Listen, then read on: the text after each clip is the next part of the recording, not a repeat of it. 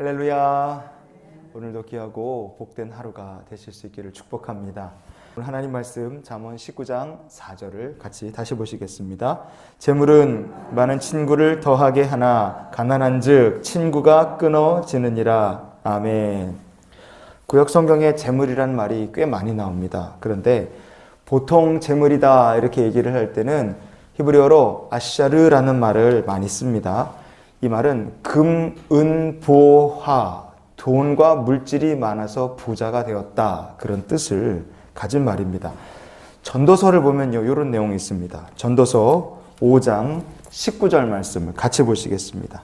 또한 어떤 사람에게든지 하나님이 재물과 부요를 그에게 주사 능히 누리게 하시며 제 몫을 받아 수고함으로 즐거워하게 하신 것은 하나님의 선물이라. 아멘.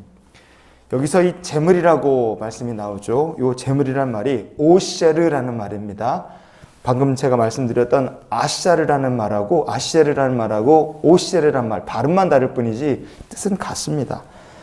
하나님께서 어떤 사람에게든지 금, 은, 보화, 재물을 넘치도록 주실 수 있으십니다. 왜냐하면 하나님께서 복의 근원이 되시기 때문에 그래요. 자, 하나님은 복의 근원이십니다. 그 복의 근원 되신 하나님께서 우리에게 주신 축복을 하나님의 선물로 받은 거예요. 그런데 하나님의 선물을 받아서 누리지를 못한다면 그 선물이 우리에게 무슨 큰 의미가 있겠습니까?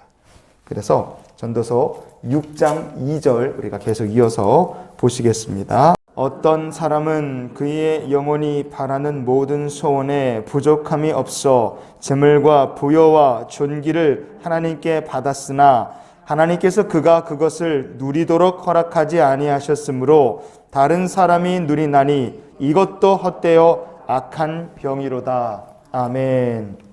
여기서도 재물이라는 말이 오셰르라는 말입니다.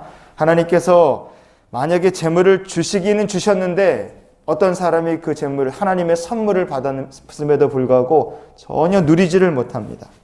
가진 건 많은데 받은 선물은 많아요. 그런데 자기가 쓰지를 못한다든지 전혀 나누지를 못한다든지 축복의 통로가 돼서 하나님께서 주신 축복을 흘려보내야 되는데 흘려보내지를 못하든지 아니면 그 사람의 마음이 재물이 많아도 평안치를 못하다. 그러면 그 재물은 진정한 하나님의 선물이 될 수가 없는 겁니다. 그래서 솔로몬은 이것도 헛되어 악한 병이다, 이렇게 이야기를 한 것이겠죠. 자, 구약 성경에서 방금 말씀드린 것처럼 재물이라는 말을 가리킬 때는 아셰르 아니면 오셰르 이런 말을 씁니다. 그런데 오늘 본문으로 돌아와서 오늘 본문 우리말 성경에는 똑같이 재물입니다. 그런데 그 재물이라는 말 히브리어 원전을 보면 혼 이렇게 돼 있어요. 이 말은 성경에 3번 딱 나옵니다.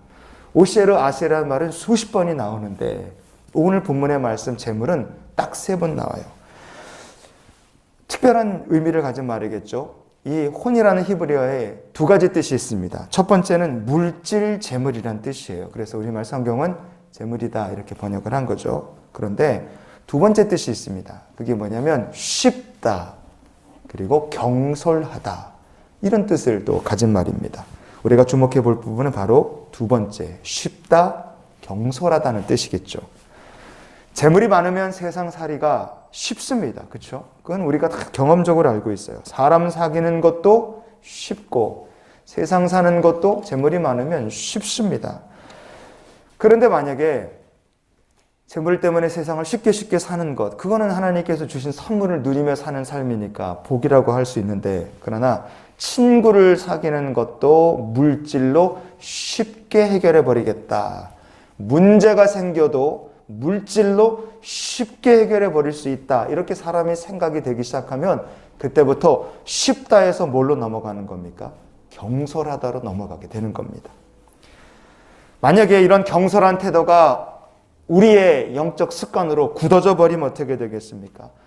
물질을 통해서 쉽게 그리고 경솔하게 얻은 친구가 물질이 사라질 때 함께 사라지는 허무한 인생으로 바뀌고 만다 이겁니다. 돈이 있어도 없어도 함께 지낼 수 있는 사람이 친구 아니겠어요? 그런데 물질이 있을 때는 친구인데 없으면 사라진다면 그 사람은 친구가 아니라 그냥 아는 사람이 주변에 많이 있었다는 것밖에는 그건 다른 의미가 없을 겁니다. 그래서 오늘 본문 말씀이 우리에게 주는 영적 교훈, 우리가 기억해야 될 것이 무엇이겠습니까? 무엇이든지 쉽고 그리고 하나님께서 주시는 축복, 하나님의 선물을 받아서 수월수월하게 사는 것은 우리가 누리고 감사해야 될 일입니다. 그런데 만약에 쉽게 사는 것이 우리의 삶의 영적 습관으로 바뀌어서 이게 경솔함으로 가고 영적인 안이함이 된다면 그런 경솔한 태도, 안이한 태도가 우리의 영적 습관으로 굳어질 때 친구만 사라지는 것이 아니라 물질이 사라지고 친구가 사라질 뿐 아니라 바로 하나님께 주신 은혜와 축복도 같이 사라질 수 있다는 것을 우리가 기억할 수 있기를 원합니다. 신명기 1장 41절 말씀을 우리 같이 보시겠습니다. 우리가 여호와께 범죄하였사오니 우리 하나님께서 우리에게 명령하신 대로 우리가 올라가서 싸우리이다 하고 너희가 각각 무기를 가지고 경솔히 산지로 올라가려 할 때에 아멘.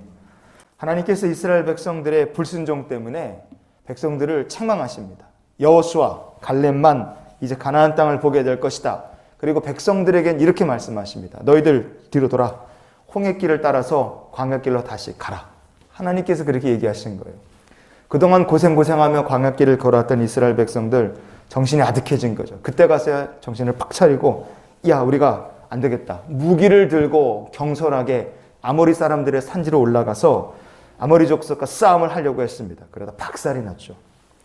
경솔하다 그랬습니다. 경솔하다. 이렇게 번역된 히브리어 본문이 와타 히누라는 말입니다. 앞에는 와타는 붙은 거고요. 뒤에 있는 히누라는 말이 오늘 신명기 전체에서 이 와타 히누라는 말은 성경 전체에서 딱 한 번 쓰인 말입니다. 근데 요 와타 히누 그랬는데 요 히누라는 말이 오늘 본문의 재물이라고 번역된 히브리어 혼이라는 말에서 나온 말입니다. 그리고 경솔하다. 이 신명기서는 경솔하다고 오늘 본문의 재물이라는 말씀을 그렇게 쓰고 있습니다. 무슨 의미겠습니까? 하나님 말씀하셨는데 쉽게 생각한 거예요. 그래서 경솔하게 행동한 겁니다. 그래서 결국 하나님의 축복을 자기들이 차버린 꼴이 된 겁니다. 그래서 오늘 우리가 이렇게 기도하면서 하루의 삶을 살았으면 좋겠어요. 하나님, 저의 삶에서 영적인 경솔함을 제하여 주시옵소서.